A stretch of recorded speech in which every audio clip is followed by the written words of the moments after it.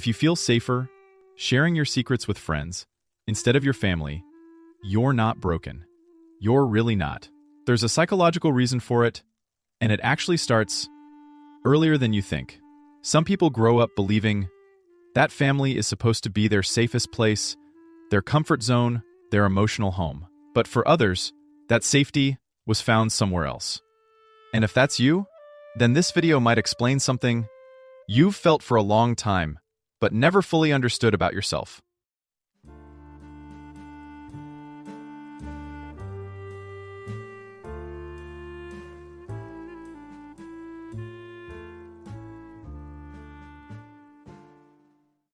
Not everyone experiences family the same way.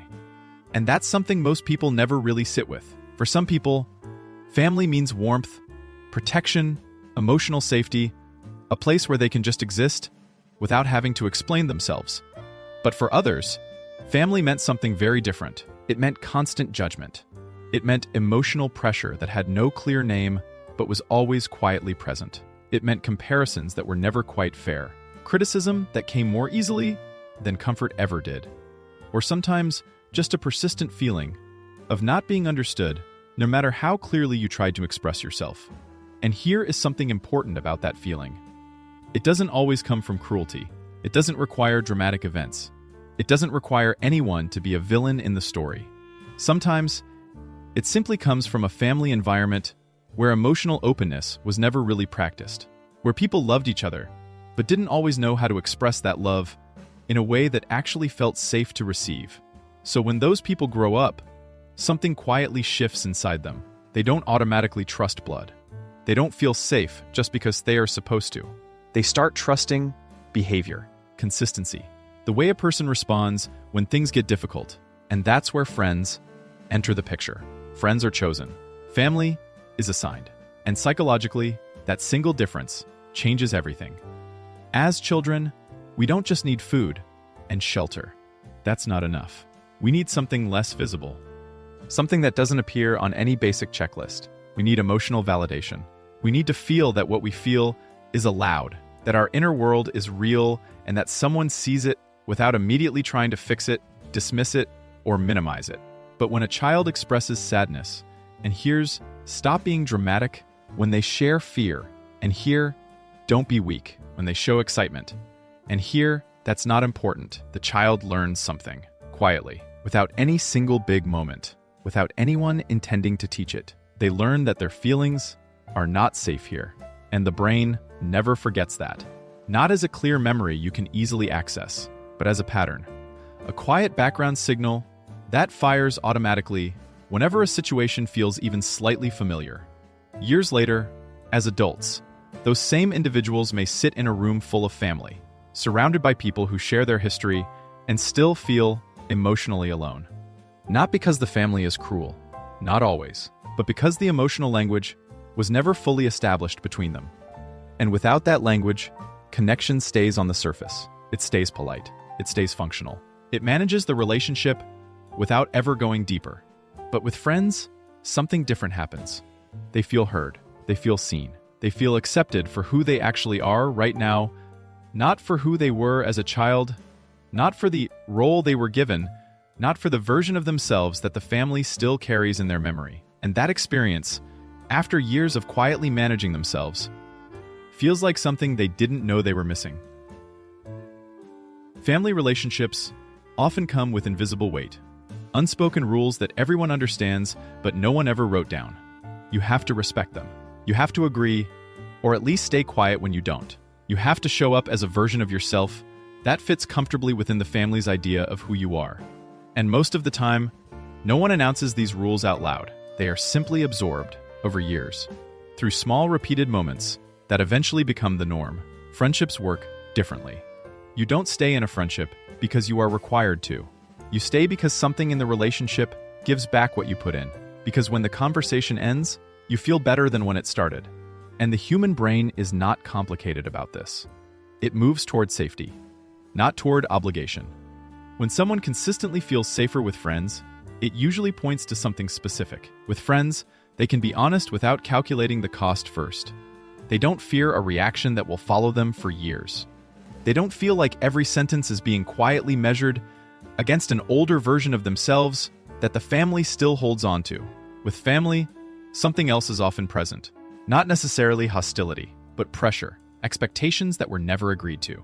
A subtle emotional unpredictability that keeps them just slightly on guard, even in moments that should feel comfortable. And the nervous system notices all of this, even when the mind tries to explain it away. Even when the person tells themselves, "It's fine, it's family, I should be used to this by now," the body still registers the difference. So it relaxes more around friends. The voice softens. The sentences come out fuller, less edited. The laughter sounds different, because safety, not blood, is what actually determines trust. Trust is not built on DNA. It never was. Trust is built slowly, through consistency, through small actions repeated over time that either confirm or deny one quiet question: is this a safe place to be myself? If someone grows up in an environment where promises were quietly broken, where emotions were dismissed before they were fully expressed, where the boundaries they tried to draw were treated as inconveniences rather than honest communication, their brain adapts. It becomes careful, not cold, not permanently closed, just careful. It starts paying close attention to patterns: who follows through and who doesn't, who actually listens and who simply waits for their turn to speak, who holds what you share with genuine care and who files it somewhere to surface later in a different context. Now fast forward. A friend listens without already preparing a response. They keep what is shared between the two of them. They show up not because they have to, but because they chose to. And the brain begins to update. This person feels safe. And over time, emotional loyalty follows that signal naturally. Not because they love their family less. That is almost never the actual reason. But because the nervous system feels genuinely calmer in a different space. And once that calmness becomes associated with a specific relationship, the pull toward it becomes very honest. Trust follows calmness. Calmness is earned through repeated experience. It cannot be demanded. It cannot be inherited. It cannot be assumed simply because the relationship existed first. Here's something that rarely gets talked about. Many people who feel closer to friends than to family carry a quiet guilt alongside it. It doesn't announce itself loudly. It just sits somewhere in the background. Not loud enough to be a crisis, but persistent enough to create a low and constant discomfort. They ask themselves things like, am I ungrateful? Am I a bad son, or daughter, or sibling? Why don't I feel what I am supposed to feel? Why is it so much easier with people who aren't even related to me? And in many families, in many cultures, there is an unspoken belief that family comes first. Always. Without question, without exception. So even privately feeling otherwise carries a weight that is hard to put down. But emotional closeness is not something that can be commanded. You can decide to show up. You can decide to be respectful, present, and kind. But the feeling of genuine safety, that develops on its own, through experience, through repeated interactions that either confirm or deny that this space is safe for the real version of you. And sometimes, the distance a person quietly maintains is not rebellion, it is protection. The brain protects you from environments that once overwhelmed you, even when those environments are filled with people who love you. Even when those environments share your last name. The brain doesn't care about family trees. It responds to patterns. And it responds to them honestly, whether you consciously want it to or not. People who feel safer with friends than with family often share something quietly recognizable. They tend to be emotionally sensitive, more aware than most of tone shifts, mood changes, and the things left unsaid in a room. Observant in a way that sometimes surprises people around them, and quietly independent in how they process what they experience. These traits didn't appear randomly. As children, many of them learned early to read the emotional temperature of a space before doing or saying anything. Not because someone taught them to, but because it was necessary. Knowing whether the environment was safe before speaking was a skill they developed quietly to protect themselves from reactions they couldn't predict. So they became careful observers, students of human behavior, without ever deciding to become one. They noticed what others missed. They registered tone changes mid-sentence. They remembered small moments that the people involved had already forgotten. And then they meet a friend Who respects their boundaries without needing to be asked? Who encourages them to think for themselves? Who accepts the parts of them that other spaces quietly required them to keep hidden? And something in them responds to that with a kind of relief they didn't fully expect. For the first time, they don't feel the need to make themselves smaller to be accepted. They can take up the full space of who they actually are, and no one asks them to adjust. That experience, for someone who spent years carefully calibrating themselves, lands differently than anything else. This is not a story about friends versus family. It is not about loyalty. It is not about who deserves more. It is not about turning your back on the people who raised you. It is about something much quieter than that: emotional alignment. Some families grow and change over time. Communication slowly opens. Old patterns get recognized and carefully, gradually released. And those family relationships become genuinely safe, sometimes much later than anyone expected. But they get there. Some friendships fade. Distance grows naturally. Life moves in different directions, and the closeness that once felt permanent quietly dissolves. Relationships are not fixed in either direction, but the core pattern remains consistent.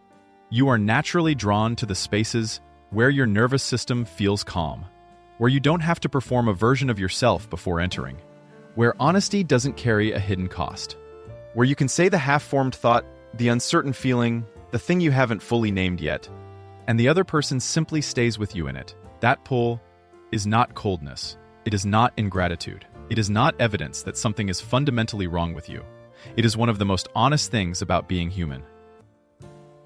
When you truly understand this about yourself, something shifts. Not dramatically, not all at once, but quietly, the self-judgment becomes a little lighter. Instead of asking what is wrong with you, you start asking more useful questions. What did I need that I didn't receive? What actually makes me feel safe right now, in my life today? What kind of relationships do I want to build going forward? Because the goal was never really to choose friends over family. The goal is simply to build relationships with anyone that feel honest, that feel stable, that allow you to exist without editing yourself before you speak. And that kind of clarity always begins with awareness, with understanding why you are the way you are. Not to assign blame to anyone, not to rewrite what already happened, not to create distance where none actually needs to exist, but to move forward with a cleaner, more honest understanding of yourself and of what you actually need from the people around you. If you feel safer with friends than with family, it doesn't mean you are broken. It means your brain learned where it feels protected. And once you truly understand that, you stop spending energy questioning yourself for something that makes complete sense. You stop looking for what's wrong with you.